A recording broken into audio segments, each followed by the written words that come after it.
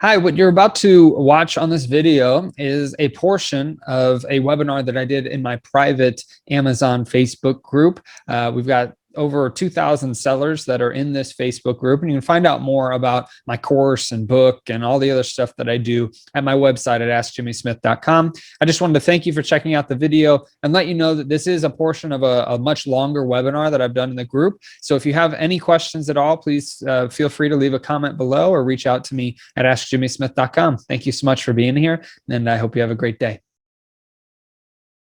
Okay. So the next thing is go through all of your old sellers from last year. So if you have been selling on Amazon for more than a year, you're going to have different products that you sold during Q4 of 2020. I don't know why I put applies mainly to sellers active more than 3 months. That's more than 1 year. So sorry for the typo. But you want to go through those old sellers to see if any of them are viable again this year, because then you can take that list and you can look for them as they come out. So if it's a Christmas item, it might not be out right now, but it could potentially come out in the next month or two. So as you start seeing Christmas decor or Christmas food products come out, you'll have a pre-made list of the items that you sold already that you can check to see if they are available again for you. It's way easier for you to buy old products that you sold last year that are good again than to find new ones. So that is the first thing that I would do with Q4 after you set your goals.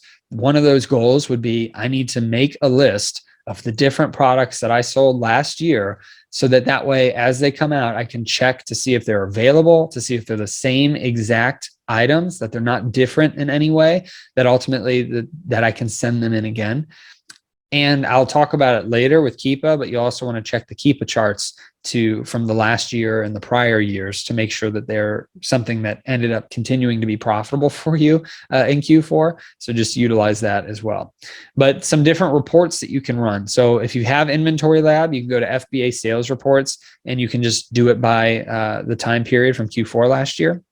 Or if you're just utilizing Seller Central, this one's a little more difficult, but because it's a lot of information, it's not as collective. But you can go to Seller Central reports and then fulfillment, sales, all orders, and then you put in the exact dates of Q4 of last year. So October 1st through December 31st of 2020. So those are two reports that you can run, that you can filter through, that you can utilize to look back on the products that you were selling last year. And I think that will help tremendously in you creating a list that you can start from. In the future, Replan Dashboard is going to have something where you can see a time period and it'll tell you how you were selling last year.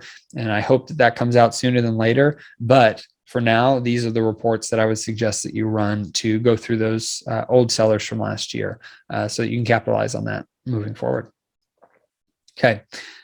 The next step is to continue to focus on your replens.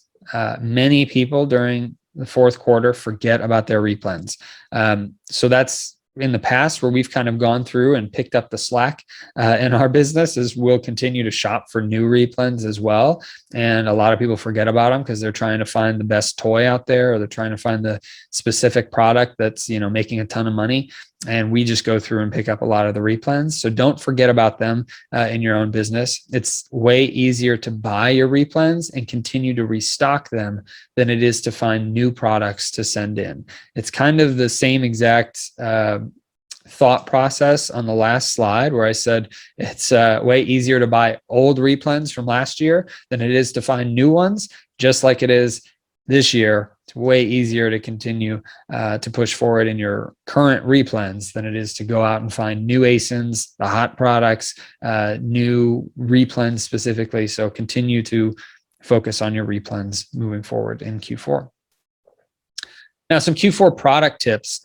So just some different things that are typically good to source during this time of year. So you want to reverse source. You don't want to go to scanning barcodes. It's the whole foundation of the replens model, but I wanted to put up there, reverse source your seasonal replens. So that's going to be things like food products. I know I put candy separate, but to me, that's separate than a food product. It's a completely different thing. So food products, candy, decorations are big, party supplies, arts and crafts, toys, gifts, bundles, and multi-packs.